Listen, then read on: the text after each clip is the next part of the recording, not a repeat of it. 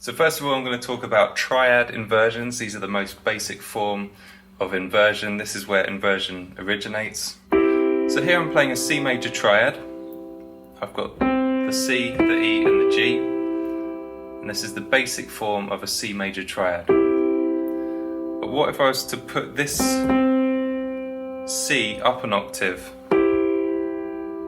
Then we would have E as the bass note. The lowest note in the chord would be an E. And this is what's called first inversion. I've inverted the chord. And it gives us a slightly different sound.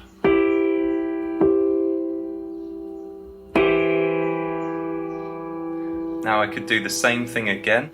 I could take the E and put it up an octave. And now I'm still playing a C major triad. It's the same notes, C, E and G, but now I have G as the bass note. The lowest note in the chord is a G. And this is what's called C major second inversion. So we have C major, this is root position. Then we have C major in first inversion with the third in the bass. Then we have C major in second inversion. And the same applies to minor chords. Here's a C minor in root position. This is C minor in first inversion, with the third as the lowest note. And then C minor in second inversion. The fifth is the lowest note in the chord.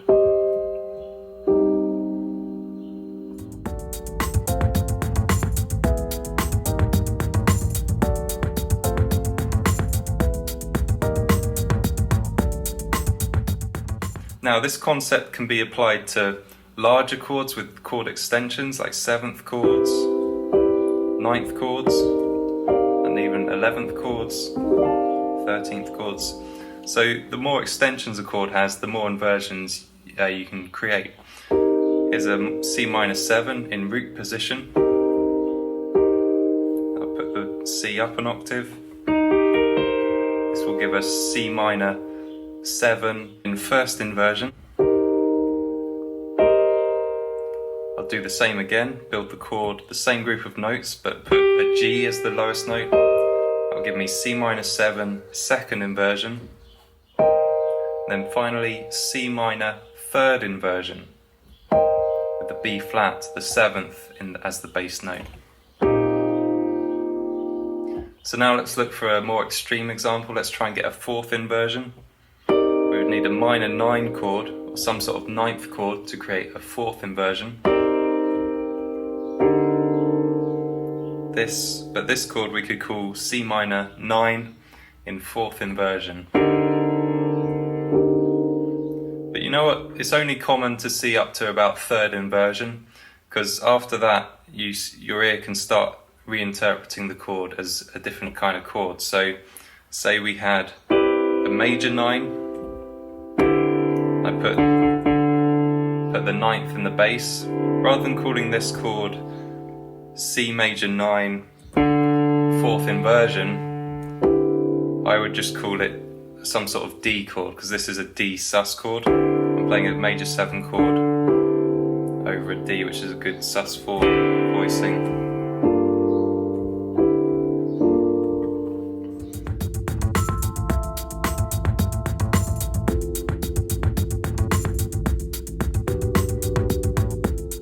Now, the only thing that determines which inversion a chord is which note is in the bass of the voicing.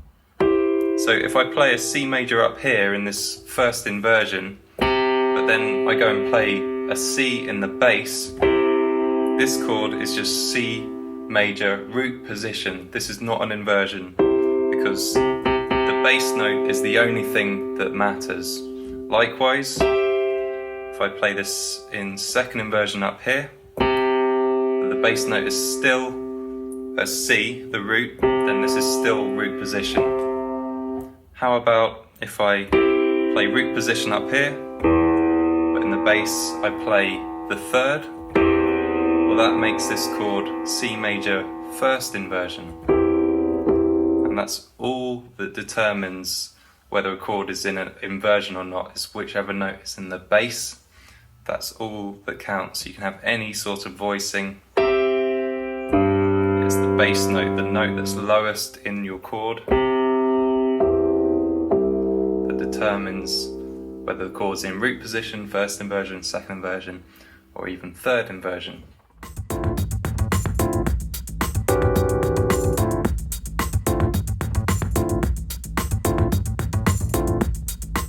Let's take another example. Let's just take two chords, got a C minor and a B flat major, and let's see how many different sounds we can get from just these two chords by using inversions, and also how much movement we can create.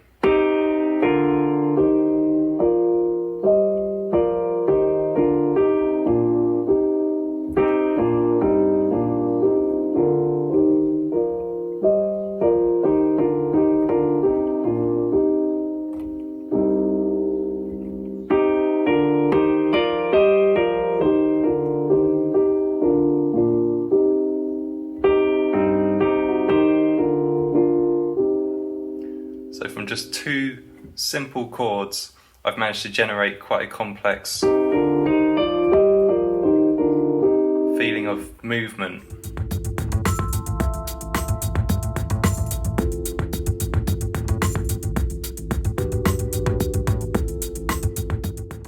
So how is chord inversion useful to us as piano players, as composers, as arrangers? Well, to answer your question, here is me playing a circle of fifths without using any inversion. I'm just going to play each chord in root position. Listen to how it sounds.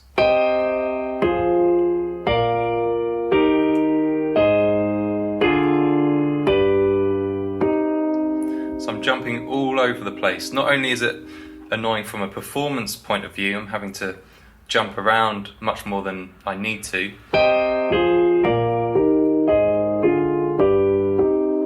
but also for the listener, it's disruptive to the listening experience. Hearing all these kind of cuts, it's like if you're watching a film and there's loads of cuts, it's really disruptive.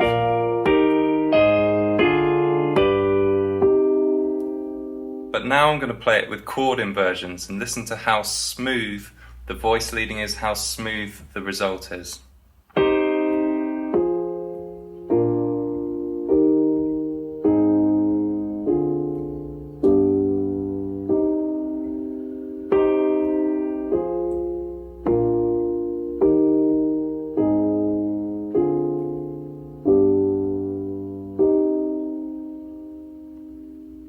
So as a result of using chord inversion, I've managed to create really smooth voice leading.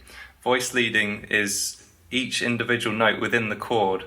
How do they move to the next chord? Are they jagged and jumping up and down, or are they just smooth with minimum kind of movement?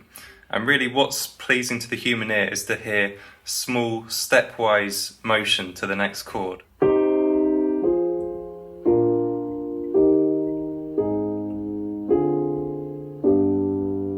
So if you look at my fingers, they're really just moving one note at a time.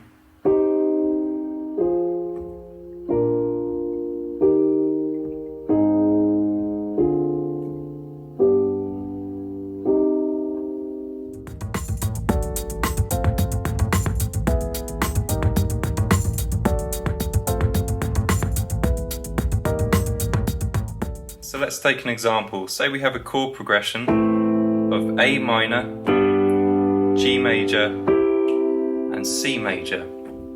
Well, if I just play those three chords in root position, sounds okay, the chords are fine, but in terms of movement it's not very smooth. Got this big jump from G major to C major. So now let's try using inversion to bridge the gap and make some smooth voice leading. Instead of playing G major in root position, what could I do? Well, between A and C is a B, and B just so happens to be a note in G major. So why don't I play G major, but in first inversion?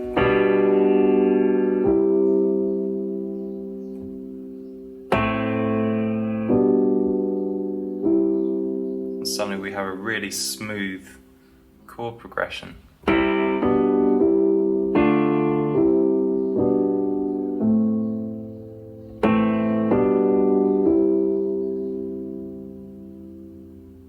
Now let's take a longer chord progression. Say we had a chord progression that was F major, E minor, A minor, G major, C major. Well, if we just play all those chords in root position,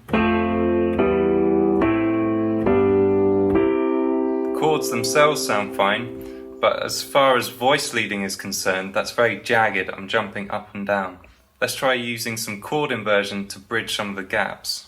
F major in root position. Instead of playing E minor in root position, how about I play E minor in first inversion? That sounds much smoother already.